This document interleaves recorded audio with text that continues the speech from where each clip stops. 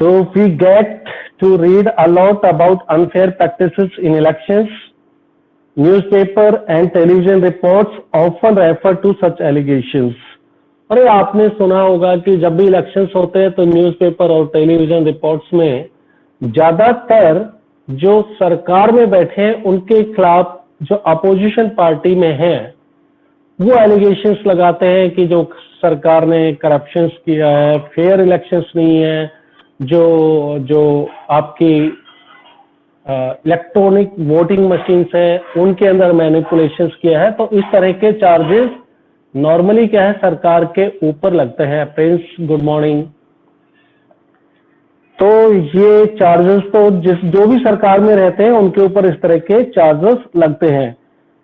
Most of these reports are about the following. अब किस तरह के चार्जेस लगते हैं? Inclusion of false names and exclusion of genuine names in the voter list. एक charges तो ये लगाया जाता है कि जो वोटर लिस्ट है उसके अंदर सरकार में जो बैठे हुए लोग हैं वो क्या करते हैं, मतलब मैं बता रहा हूं करते हैं या नहीं करते वो नहीं, लेकिन जो चार्जेस लगाए जाते हैं कि जो सरकार में बैठे हुए लोग हैं वो कुछ फॉल्स नेम को ऐड कर देते हैं, ऐसा इंसान जो कि है ही नहीं वास्तव में, और उसके ऊपर किसी दूसरे इंसान को वोट डालने के लिए भेजा जाता है, ठीक है ना, और वो उस पार्टिकुलर सरकार के लिए पार्टी के लिए वोट डालते हैं। इस तरह के चार्जेस लगते हैं। इसको क्या बोलते हैं इंग्लिश में? इम्पर्सोनिफिकेशन, ठीक है ना। तो misuse of government facilities and officials by the ruling party. दूसरा चार्ज क्या लगता है कि रूलिंग पार्टी जो शासन में बैठे हुए लोग हैं वो गवर्नमेंट मशीनरी का ऑफिशियल्स का मिसयूज करते हैं। Excessive use of money by rich candidates and big parties and intimidation of voters and rigging of the polling day। फिर चार्जेस लगते हैं कि जो भी पार्टी सरकार में है या जो ताकतवर लोग हैं वो ज्यादा पैसे का इस्तेमाल करते हैं चुनाव में। हमने बात किया था ना इलेक्शंस के लिए, मेंबर ऑफ पार्लियामेंट के इलेक्शंस के लिए 25 लाख रुपए तक एक कॉन्स्टिट्यूंसी में एक कंटेस्टेंट खर्च कर सकता है। सिमिलरली दूसरी तरफ भी हमने बात की थी कि जो उसके लिए 10 लाख रुपए मेंबर ऑफ लेजिस्लेटिव असेंबली के लिए, तो इससे ज्यादा पैसे खर्च करना भी वो एक violation of model code of conduct का वायलेशन है, ठीक है बेटा।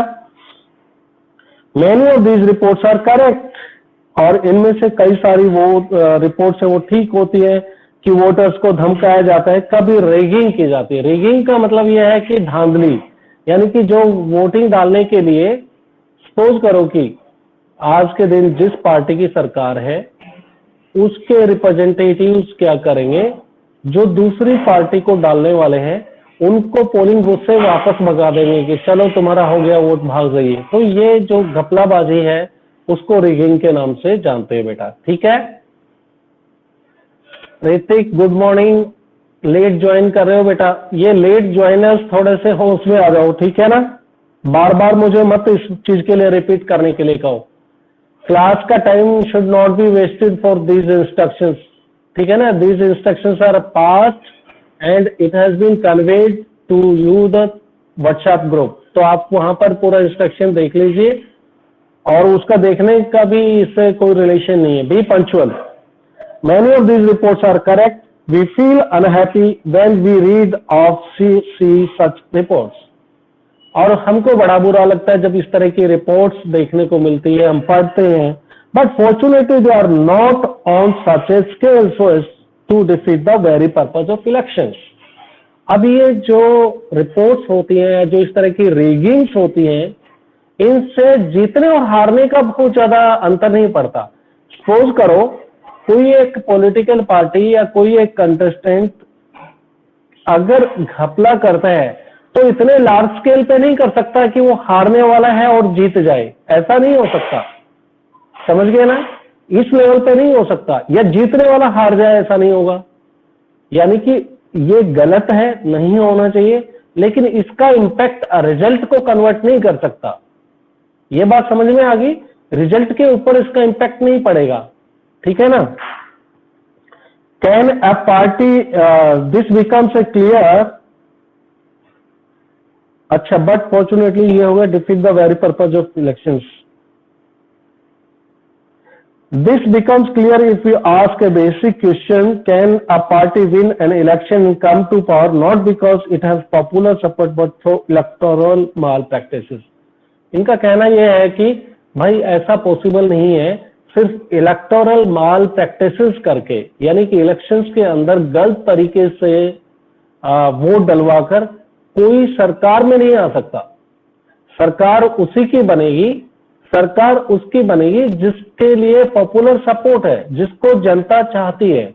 घपलेबाजी करके कोई वोट जीत के नहीं आ सकता। किसी एक कॉन्स्टिट्यूंसी से जीत सकते हैं, 2 से जीत जाएंगे, लेकिन इलेक्शन के रिजल्ट को प्रभावित नहीं कर सकते। ठीक है बेटा, this is vital question, let us carefully examine various aspect of this question. अब हम देख लेते हैं, चलो इंपॉर्टेंट है, देखते हैं किस तरह से।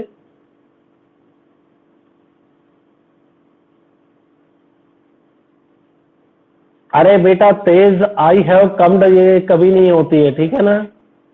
आई हैव कम्ड लिख रहे हो, तुम आ रहे हो बताने की क्या जरूरत है। It is digitally recorded. और मैंने जब तुम्हें कहा है तो इसलिए ही कहा है कि I have seen your past presence, ठीक है ना।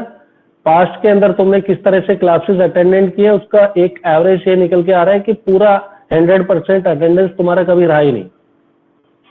आते हो तुम एक पिक्चर में सामने नजर आते हो और फिर चले जाते हो, तो that should not happen in future. और ये सभी के लिए।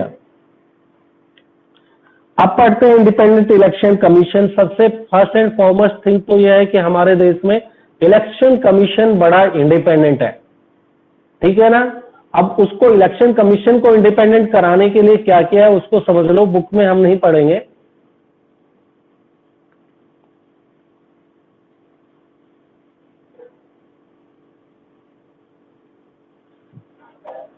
तो क्या किया गया है, हाँ बीच में मेरे को 1-2 के बच्चों के मैसेज देखने होते हैं। अब इसके लिए इलेक्शन कमीशन का अपॉइंटमेंट का जो तरीका है ना, दैट इज वेरी सुपरलेटिव, ठीक है ना। वो बहुत ही अच्छा है भारत के अंदर। अगर कोई सरकार इलेक्शन कमीशन को अपॉइंटमेंट करने में इंडिपेंडेंट हो और उसका रिमूवल में भी सरकार के हाथ में हो, तो यह ऑब्वियस है वो सरकार के लिए फेवर का काम करेगा। तो इलेक्शन कमीशन ऑफ इंडिया में के जो मेंबर्स है 3, जैसे चीफ इलेक्शन कमिश्नर और 2 उसके असिस्टेंट, इनका अपॉइंटमेंट का तरीका ऐसा है बेटा, जो पॉलिटिकल पार्टीज हैं, अपोजिशन पार्टी है, यानी कि जो विपक्ष में है, उनसे भी उनको भी कॉन्फिडेंस में लिया जाता है, ठीक है ना। जब किसी को इलेक्शन कमिश्नर बनाते हैं तो विपक्ष की पार्टियों से भी सलाह मशवरा लिया जाता है, ठीक है।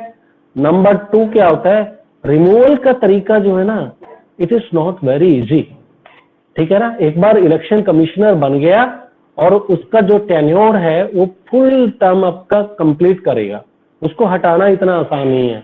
उसको हटाने के लिए जैसे आप प्रेसिडेंट ऑफ इंडिया को हटाते हो, ठीक है ना, जैसे चीफ जस्टिस ऑफ इंडिया को हटाया जाता है, तो ऐसे ही उसको हटाने के लिए एक इम्पीचमेंट प्रोसेस है और वो बड़ा डिफिकल्ट है। आज तक किसी भी जज को हटाया नहीं जा सका, तुम देख लो, ठीक है ना। किसी जज के ऊपर अगर चार्जेस लगे कि वो अयोग्य है, वो अपने पद के अनुसार काम नहीं कर पा रहा है, तो ऐसे ही चार्जेस लगाकर इलेक्शन कमिश्नर को हटाया जा सकता है। पार्लियामेंट में दोनों लोकसभा और राज्यसभा से ये अप्रूव्ड होना चाहिए और स्पेशल मेजोरिटी से कभी बात करेंगे क्या स्पेशल मेजोरिटी होती है, तो बड़ा डिफिकल्ट टास्क है। अभी तक ऐसा हुआ नहीं हिस्ट्री में, तो मेरे को ध्यान नहीं आ रहा है। देखो मैं नहीं कह रहा हूं, इलेक्शन कमीशन के बारे में मुझे याद नहीं है, लेकिन यस चीफ जस्टिस या जस्टिस ऑफ सुप्रीम कोर्ट को अभी तक किसी को नहीं हटाया जा सका, क्योंकि वो प्रोसेस इतना डिफिकल्ट है।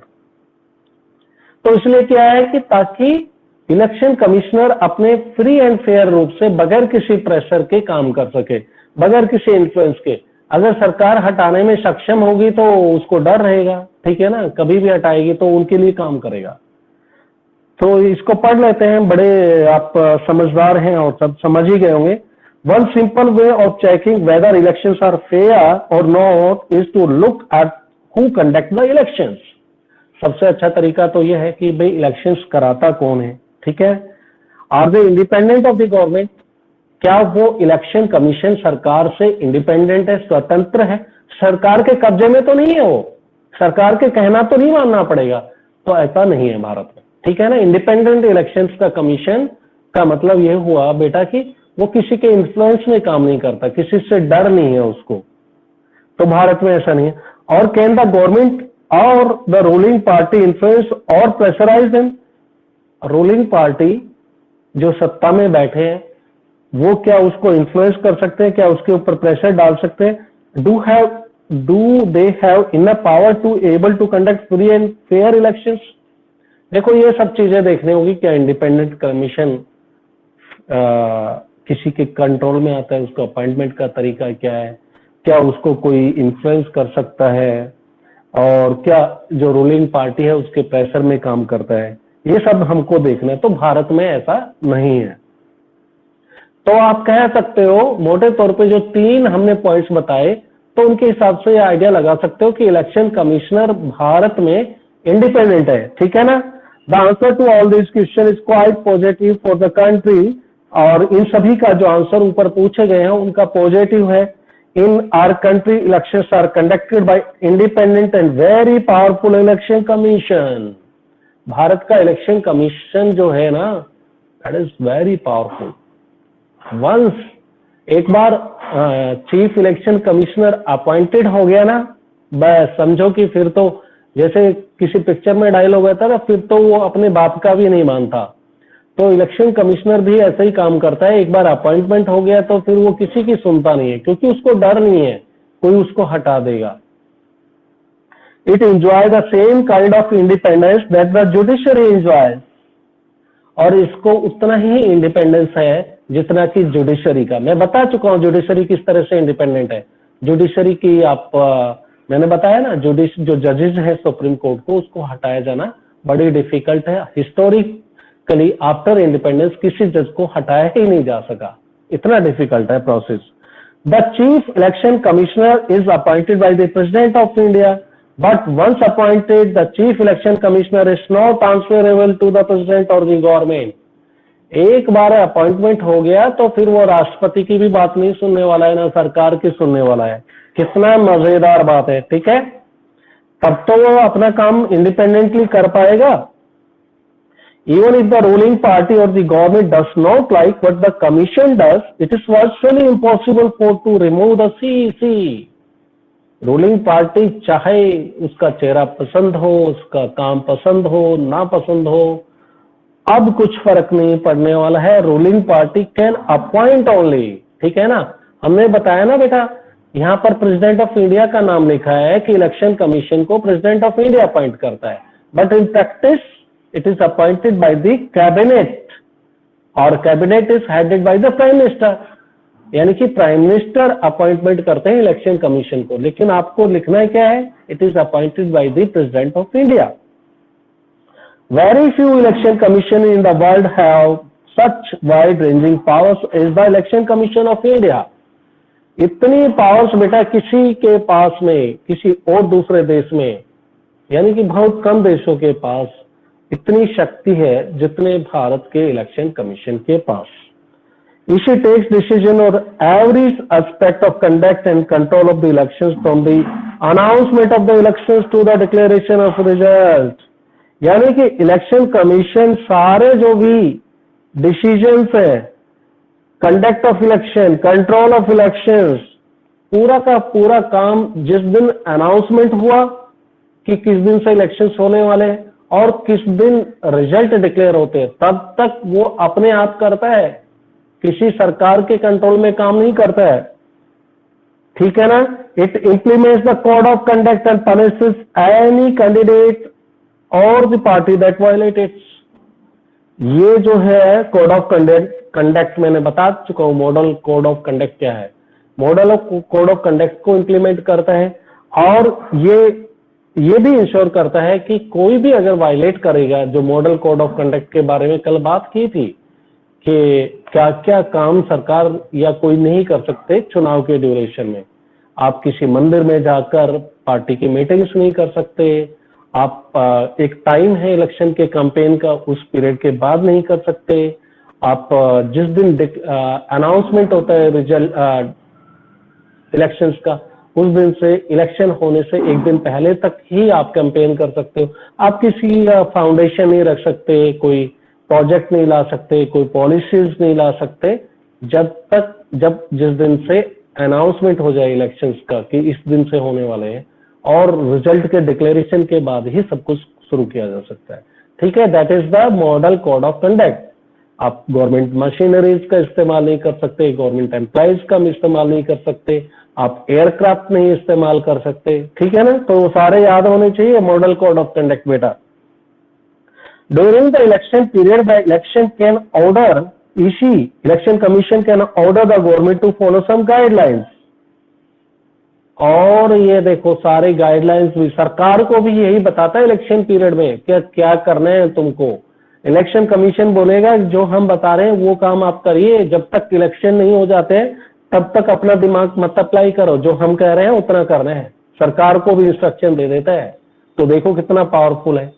और जितने भी आपके IAS ऑफिसर्स है, IPS ऑफिसर्स है, डिस्ट्रिक्ट कलेक्टर्स है, सुपरिटेंडेंट ऑफ पुलिस, पूरे सारे के सारे जिस दिन अनाउंसमेंट होने से रिजल्ट के डिक्लेरेशन होके it comes under the jurisdictions of the election commission, यानी कि वो सरकार का कहना नहीं मानेंगे, वो इलेक्शन कमीशन का कहना मानेंगे।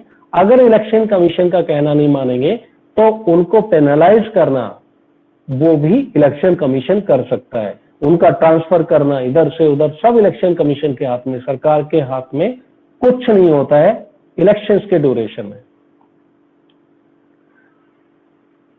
So during the election period, election commission can order the government to follow some guidelines to prevent use and misuse of government to power to enhance its chances to win elections और transfer some government officials. वो मैं बता चुका हूं आपको, सरकार की power को कर्टेल कर दिया जाता है, कम कर दिया जाता है।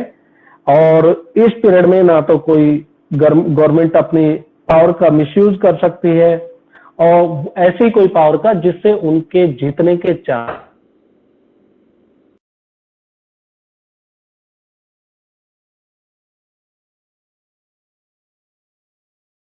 Already been cleared by. Okay Kamna, में आप मैसेज करके बताइए मेरी आवाज आ रही है या नहीं। कामना को नहीं आ रही, हमारी बिटिया कामना को सुनाई नहीं दे रही। सर अब आ रही है। ओके ओके ओके ओके, बता दिया करो मेरे को बेटा, ठीक है। चलो, जब भी तुरंत अगर ऐसा कोई प्रॉब्लम है मेरी तरफ से होगा तो it can be sorted out. तो हम बात कर रहे थे कि जो इलेक्शंस की ड्यूटी के पीरियड में government officers work under the control of election commission and not the government, वो ऑलरेडी मैं क्लियर कर चुका हूं। In the last 15 years or so the election commission has begun to exercise all powers and even expand them। पिछले कुछ सालों से देख रहे हैं, 15 साल क्या, ये तो ज्यादा हो गए, 25 साल के लगभग। अब मैं आपको पूछता हूं, क्वेश्चन आ गया बेटा, क्वेश्चन, ठीक है। तो वो कौन था इलेक्शन कमिश्नर जिसने रियल में इलेक्शन कमीशन की पावर को, पूरी पावर का इस्तेमाल करा और उसके बाद में सब लोग जानने लगे कि इलेक्शन कमीशन ऑफ इंडिया भी कोई है और उसकी भी कुछ पावर है। पहले ऐसे इलेक्शन कमिश्नर का नाम बताइए जिन्होंने अपनी पूरी पावर का इस्तेमाल करने के बाद ही पूरे भारत में, क्या वर्ल्ड के अंदर जानने लगे कि इलेक्शन कमीशन भारत में कितना पावरफुल है। उससे पहले कोई जानता ही नहीं था। एक क्लू दे देता हूं, वो जो कैंडिडेट थे ना, वो जो चीफ इलेक्शन कमिश्नर थे, वो प्रेसिडेंट ऑफ इंडिया के इलेक्शंस को भी कंटेस्ट करने के लिए एक बार रिटायरमेंट होने के बाद में आए थे। And he was from the Bengal, ठीक है ना, वेस्ट बंगाल से थे और उनकी डेथ भी हो चुकी है। तो बताइए वो कौन थे जिनकी वजह से आज हम इलेक्शन कमीशन को जानते हैं। Name that chief election commissioner of India. Question समझ में आ गया? क्वेश्चन समझ में आ गया क्या? मैसेज कर दो बेटा, क्वेश्चन समझ में आ गया?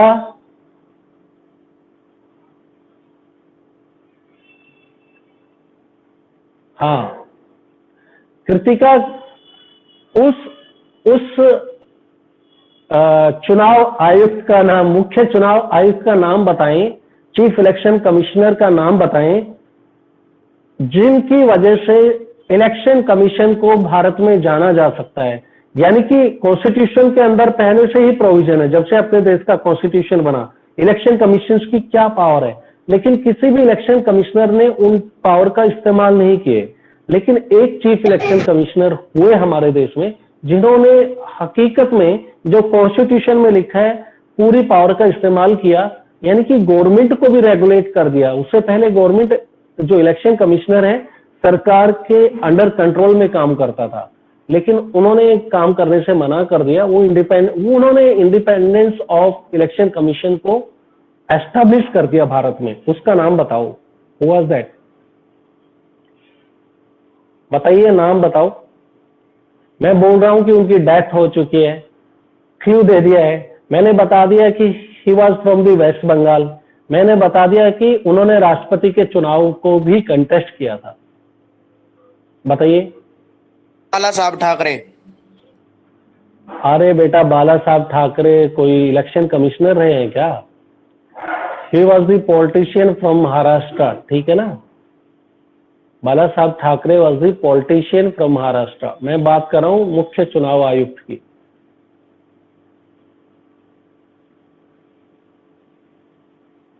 Okay okay okay, no problem. चलो हम बता देते हैं। उनका नाम याद रखना है आपने, टी.एन. शेषन। टी.एन. शेषन याद रहेगा नाम? लिखो ताकि आपको पता लगा क्या, मैं जान लूंगा। टी.एन. शेषन, ठीक है ना। नाम लिखो तब पता लगेगा। टी.एन. S-H-E-S-H-A-N, T N. शेषन। हो गया, समझ में आ गया?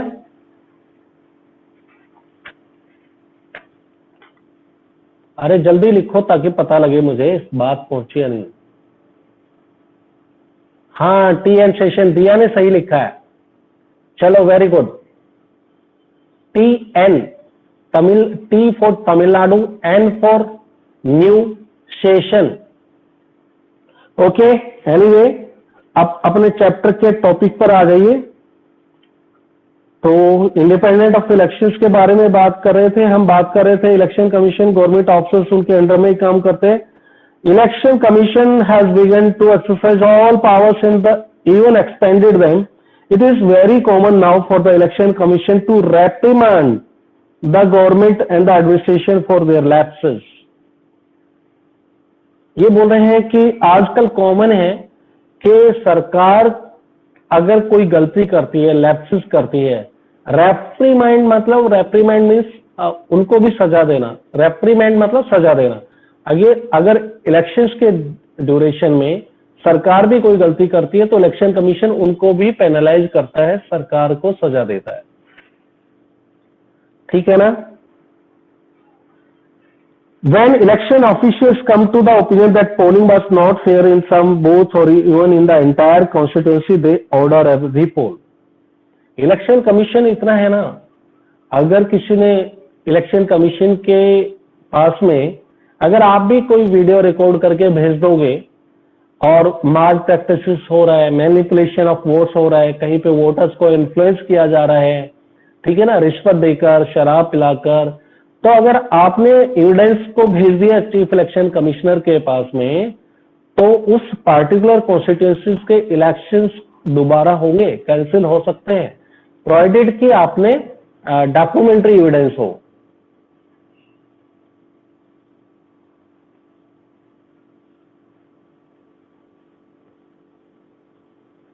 क्वेश्चन मैं नहीं समझ पाया दक्ष। इट इज ठीक है, यहां तक हो गया। When election officials come to the opinion that the polling was not fair in some booths or even on entire constituency, किसी एक पार्टिकुलर बूथ पे हो या पूरी कॉन्स्टिट्यूएंसी में, बूथ मतलब देखो कई सारे बूथ को मिलाकर जहां पर वोट डाला जाता है। एक सपोज करो कि आपके गांव का स्कूल को इस्तेमाल किया जा रहा है, वोट वहां पर डाले जा रहे हैं आपके गांव के, तो वो पोलिंग बूथ हो गया। लेकिन एक कॉन्स्टिट्यूंसी में ऐसे कई सारे बूथ होंगे, हर गांव में होंगे, ठीक है ना। तो किसी एक बूथ पे अगर माल प्रैक्टिसेस हुई है, मैनिपुलेशन हुई है, गलत तरीके अपनाए गए, तो वहां पे दोबारा हो जाएगा वोटिंग, ठीक है ना, कैंसिलेशन होके दोबारा हो जाएगा। अगर पूरी कॉन्स्टिट्यूंसी में गड़बड़ है तो पूरी कॉन्स्टिट्यूंसी में भी दोबारा हो सकते हैं और दोबारा से रिपोल हो जाएंगे, ऑर्डर हो जाएंगे। The ruling party often do not like what the election commission does. और रूलिंग पार्टी को पसंद नहीं आता इलेक्शन कमीशन, क्योंकि रूलिंग पार्टी का वो कहना नहीं मानता है। But they have to obey.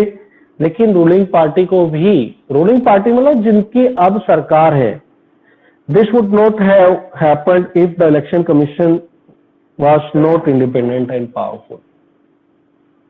अब इलेक्शन कमीशन अगर इंडिपेंडेंट नहीं होता और शक्तिशाली नहीं होता तो रूलिंग पार्टी को बहुत पसंद आता, बहुत प्यारा होता उनका इलेक्शन कमीशन। लेकिन इलेक्शन कमीशन क्योंकि उनकी बात नहीं मानता, इसलिए रूलिंग पार्टी इलेक्शन कमीशन के बारे में बुराइयां करती है, अपोजिशन पार्टी भी बुराइयां करती है।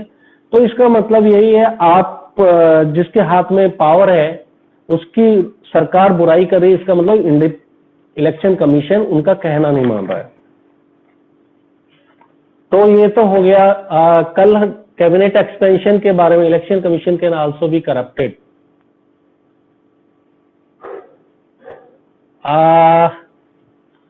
दैट्स हो कुछ भी सकता है। बट जब हम बात करते हैं ना किसी लार्ज स्केल के ऊपर, तो हम एक एवरेज को देखते हैं, ठीक है ना। एक एवरेज को देखते हैं कि एवरेज कैसा निकल के आ रहा है, कि एवरेज में it has been observed that the election commission of India has conducted polls free and fair in the past, ठीक है ना। अब एवरेज की बात कर रहे हैं। नॉर्मली अगर तुम पूछोगे तो मेरे पास में पूरे डाटा है, मैं बता सकता हूं जो अभी इलेक्शंस हुए, असम के अंदर इलेक्शंस हुए, वेस्ट बंगाल में इलेक्शंस हुए, तो देयर वर भी माल प्रैक्टिसेस। और उसमें जो पॉलिटिकल पार्टी जो सरकार में बैठे हैं उनके घर पे इलेक्शन ऑफिशियल्स उनके घर पे ठहरे हैं। किसी गाड़ी के अंदर जो ईवीएम मशीन्स को ले जाया गया वो गाड़ी किसी एमएलए की गाड़ी है, ठीक है ना। तो ऐसा नहीं होना चाहिए। लेकिन these are the rare cases, और जो कुछ रेयर है ना उनको इग्नोर करना पड़ेगा जब हम ओवरऑल की बात करते हैं। बात समझ गए। और जब आपसे पूछा जाए, जब ऐसी कई जगह हो तो आप अपना ओपिनियन रख सकते हो।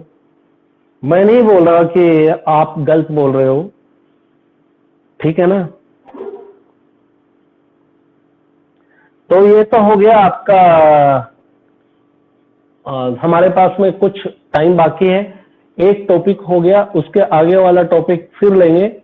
अभी कैबिनेट रिशफल के बारे में बात कर लेते हैं, ठीक है ना। तो कैबिनेट रिशफल मतलब आपको जैसा कि पता ही होगा, भाई परसों जो है जो प्राइम मिनिस्टर है, इट इज द पहले मैं बता देता हूं, it is the prerogative of the prime minister कि वो अपने कैबिनेट में किसको मंत्री बनाते हैं, किसको हटाते हैं। उसके अगेंस्ट में कोई कोर्ट नहीं जा सकता, ठीक है ना। सपोज करो कि मुझे प्राइम मिनिस्टर ने डिफेंस मिनिस्टर बना दिया, लेकिन अब उनको मेरा काम अच्छा नहीं लगा साल 2 साल बाद, तो मुझे हटा सकते हैं और उसके अगेंस्ट में कोर्ट में नहीं जा सकता। तो प्राइम मिनिस्टर अपने इस काम में इंडिपेंडेंट है, पहले मैं आपको बता दूं।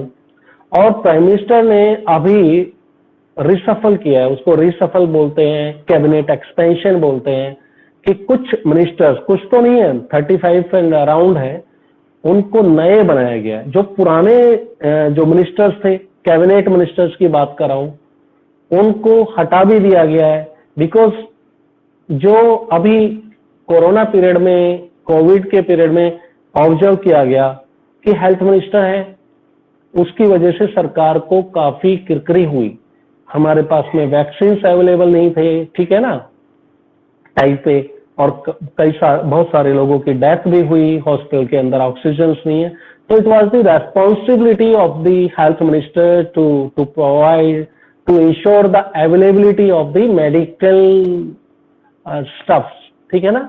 जो दवाइयों से रिलेटेड चीजें हैं देश के अंदर अवेलेबल हो, ये सब देखना चाहिए था हेल्थ मिनिस्टर्स को। तो ऐसे ही लॉ मिनिस्टर्स है, उससे भी prime minister was not happy, और कई सारे जो मिनिस्टर्स हैं उनसे प्राइम मिनिस्टर खुश नहीं थे, उनकी परफॉर्मेंस से खुश नहीं थे आप कह सकते हो, तो उनको बदल दिया। और कई सारे जो देखो ना मिनिस्टर, 3 तरह के मिनिस्टर्स होते हैं। सबसे बड़ा होता है कैबिनेट मिनिस्टर्स, जो प्राइम मिनिस्टर के बिल्कुल दायरे में आते हैं, बहुत नजदीकी, यानी कि प्राइम मिनिस्टर के बाद में वो सबसे पावरफुल होते हैं। जैसे आपके विदेश मंत्री है, जैसे आपके रक्षा मंत्री है, जैसे आपके फाइनेंस मिनिस्टर है, ठीक है ना, ये सबसे पावरफुल कैबिनेट मिनिस्टर्स है। फिर उनके नीचे फिर स्टेट मिनिस्टर ऑफ स्टेट होते हैं, तो कैबिनेट मिनिस्टर के अंडर में काम करते हैं मिनिस्टर ऑफ स्टेट। और जब कैबिनेट मिनिस्टर्स कहीं पर विदेश में चले जाते हैं तो वो उनकी जगह काम करते हैं, या कह सकते हो कि सीख रहे होते हैं काम, आगे फ्यूचर में आने के बाद में वो एक्सपीरियंस उनको मिल जाएगा। तो पहला हो सबसे बड़ा हो गया कैबिनेट मिनिस्टर्स, जो प्राइम मिनिस्टर का अगर एक सर्कल बनाया जाए तो सबसे प्राइम मिनिस्टर को आप बीच में रखोगे, सबसे पावरफुल, और उसके पहला जो सर्कल होगा वो कैबिनेट मिनिस्टर्स होंगे, यानी कि प्राइम मिनिस्टर के बाद में सबसे ज्यादा पावरफुल। और उसके बाद में कैबिनेट के बाद में फिर कैबिनेट मिनिस्टर्स के बाद मिनिस्टर ऑफ स्टेट्स, वो कैबिनेट मिनिस्टर्स के अंडर में काम करते हैं। एंड फिर आता है इंडिपेंडेंट स्टेट मिनिस्टर्स, ठीक है ना, वो जो छोटे छोटे मिनिस्ट्री हैं उनके इंचार्ज होते हैं, उनको इंडिपेंडेंट स्टेट मिनिस्टर कहते हैं। तो ऐसे आपकी जो देश की कैबिनेट है वो इस तरह से काम करती है।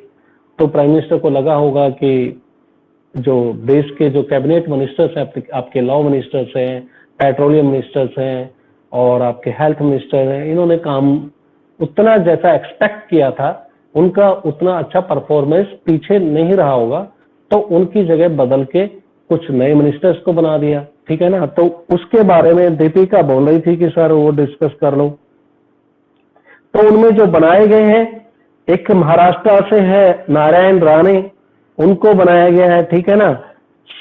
अब है सर्बानंदा सोनोवाल फ्रॉम आसाम, ज्योतिराव सिंधिया, ज्योतिराव आदित्य सिंधिया, ये फ्रॉम मध्य प्रदेश है। बाद में इन्होंने कांग्रेस से आके बीजेपी को ज्वाइन किया है। अजय भट्ट, भूपेंद्र यादव, शोभा है, सुनीता दुग्गल है, मीनाक्षी लेखी है, भारती पवार है, और शांतनु ठाकुर, कपिल पाटिल जेडीयू से है, जनता दल यूनाइटेड एक पार्टी है, आरसीपी सिंह है बीजेपी के, और पशुपति पारस है एलजेपी से, लोक जनशक्ति पार्टी से।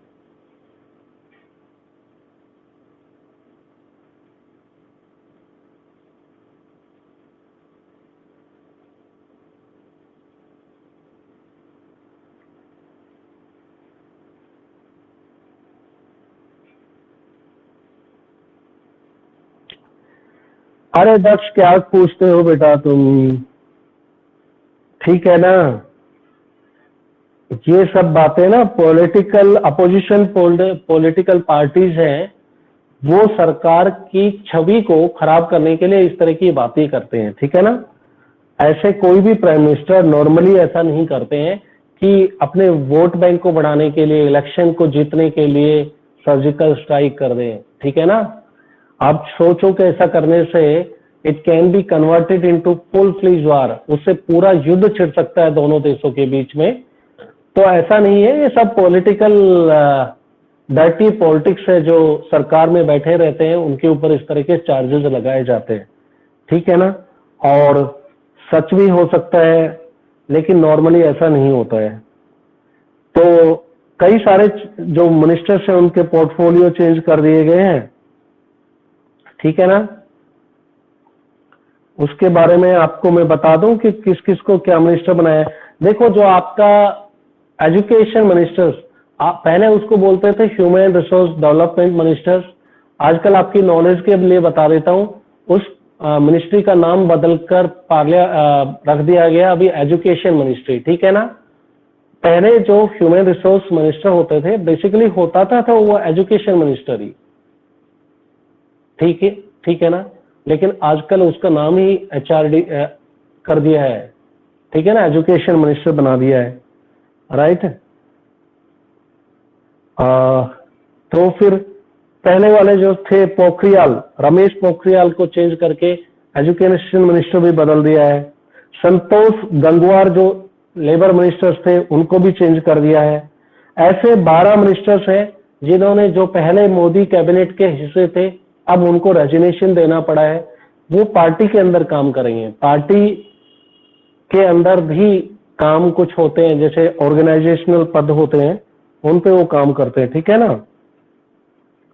तो अगर इनका सबका पूरा डिटेल्स मैं आपके पास भेज सकता हूं, अदरवाइज ये बेटा काफी टाइम ले लेगा। अगर आप बात करें तो नितिन गडकरी आपके पास में पहले से, उनका कोई चेंज नहीं किया है, वो minister of road and transport थे। Nirmala Sitharaman minister of finance है।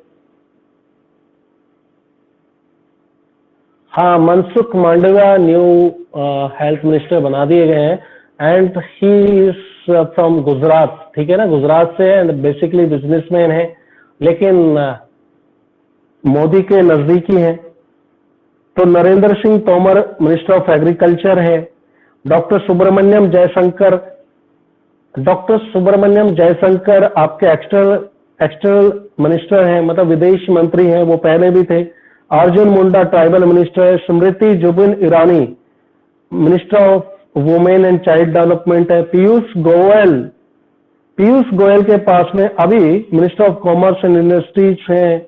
धर्मेंद्र प्रधान उनके पास में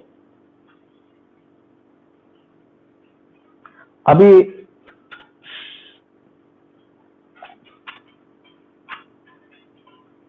धर्मेंद्र प्रधान भी चेंज किए गए हैं। और सर्बानंदा सोनोवाल है minister of port, shipping and waterways बना दिया गया है इनको, ठीक है ना, minister of port, shipping and waterways, ठीक है। और मिनिस्ट्री ऑफ आयुष इनके पास है। ये सारी चीजें सुन के भी आपको याद नहीं होगा। अगर आप चाहते हो तो मैं पीडीएफ फॉर्म में आपके व्हाट्सएप ग्रुप पे भेज दूंगा। बेसिकली आपको ये ध्यान रखना है कि कैबिनेट का एक्सपेंशन किया गया है, मिनिस्टर्स को इंडक्ट किया गया है। पहली मिनिस्ट्री है जिसमें बहुत सारी लेडीज फीमेल्स हैं, उनको कैबिनेट मिनिस्टर्स बनाया गया है। और पहली मिनिस्ट्री है मोदी की जिसके अंदर कई सारे जो ओबीसीज, अदर बैकवर्ड क्लासेस को भी रिप्रेजेंटेशन दिया है।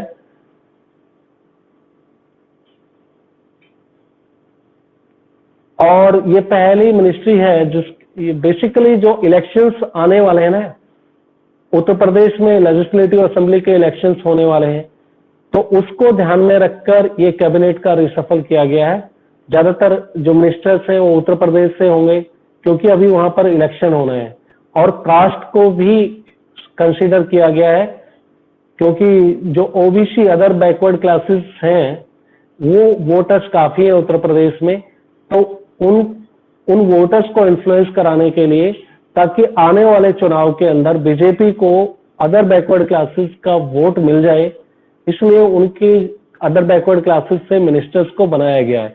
दूसरा, प्राइम मिनिस्टर को यह भी ध्यान रखना है कि ये कैबिनेट जो है, ये सरकार है, ये कोएलिशन गवर्नमेंट है, ठीक है ना, गठबंधन की सरकार है।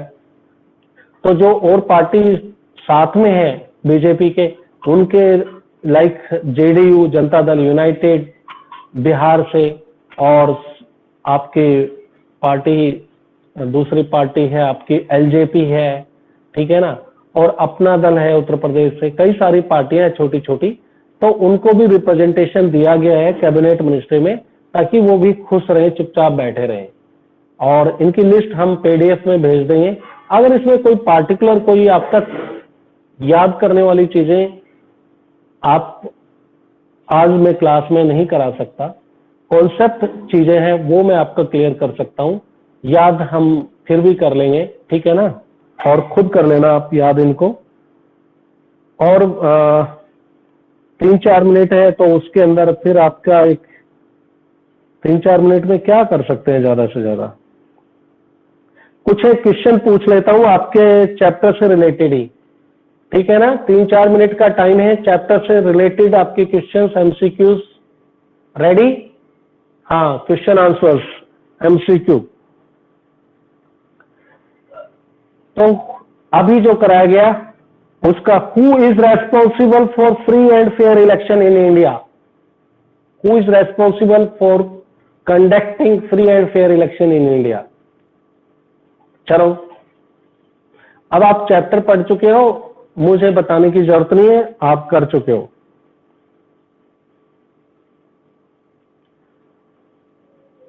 हाँ ठीक है, सभी ठीक देंगे इसका जवाब। मैं बता देता हूं, election commission of India is responsible for conducting free and fair elections, right.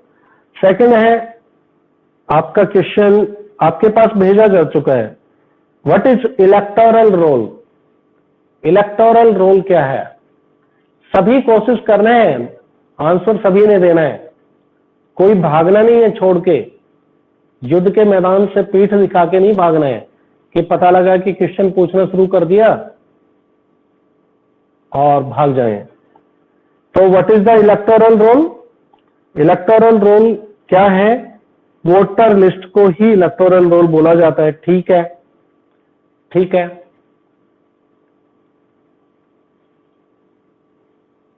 Voter list को इलेक्टोरल रोल बोला जाता है। Very good. नेक्स्ट है, क्वेश्चन को ध्यान से सुनना। Next question, a set of norms and guidelines to be followed by political parties and candidates during election is called. A set of norms and guidelines to be followed by political parties and candidates during election is called. क्या बोलते हैं?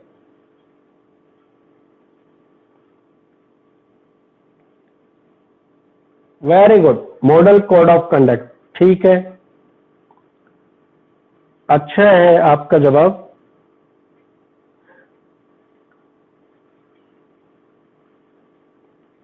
अच्छा, अभी मैंने एक word का इस्तेमाल किया था, वो आपसे पूछ लेता हूं फिर दोबारा से, कितना सुना है आपने, कितना ध्यान रखते हो, कितना कंसंट्रेट किया है, पता लगेगा। N electoral mall practice in which a person assume the identity of another. N electoral mall practice in which a person assume the identity of another for unlawful purpose is। मैं आपको बता देता हूं, sir excuse me. करो। हाँ बोलो।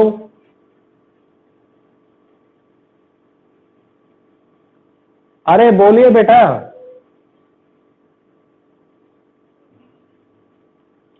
कोई आवाज नहीं है, आप मैसेज कर सकते हो। अभी एक लास्ट क्वेश्चन है, फिर उसके बाद में अपना टाइम ही हो गया है। इलेक्टोरल माल प्रैक्टिस मतलब इलेक्शन के टाइम में माल प्रैक्टिस मतलब गलत तरीके अपनाकर किसी दूसरे की जगह, आप किसी दूसरे की जगह वोट डालने जाते हैं तो उसको क्या बोलते हैं? हाँ, दिया ने सही वर्ड लिखा है, इम्पर्सोनिफिकेशन। क्या बोलेंगे? इम्पर्सोनिफिकेशन। वेरी गुड, वेरी गुड, शाबाश, वेरी गुड। तो आज इतना ही करा पाएंगे, आपका टाइम हो गया। सभी को गुड बाय हमारी तरफ से, और फिर मिलेंगे। क्लास को टाइमली ज्वाइन करें, अब लेट ना करें। सारी जो आपके पास में ग्रुप में जो डाली हुई है इंस्ट्रक्शंस, उनको फॉलो करें। जितना भी काम कराया गया है उसको अपडेट रखें। यहीं पर लाइव क्लास में मैं देख लूंगा, सभी का काम चेक कर लूंगा रिटर्न। ठीक है, गुड बाय।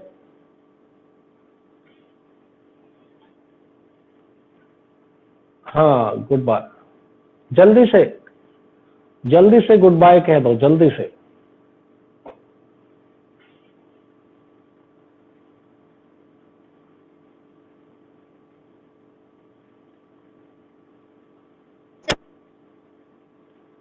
गुड बाय, सभी को गुड बाय मेरी तरफ से। अगर किसी का कोई पर्सनल ऐसा हो जो मैं नहीं सुन पा रहा हूं, आप बोल रहे हो, तो फिर आप मैसेज कर देना। Bye bye Ritika, bye.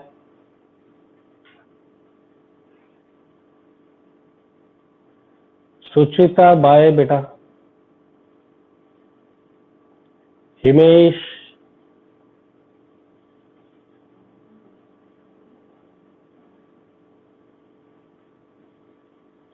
चलो अंशिका, क्यों बैठे हो अभी? प्रिंस, गुड बाय, सभी को गुड बाय।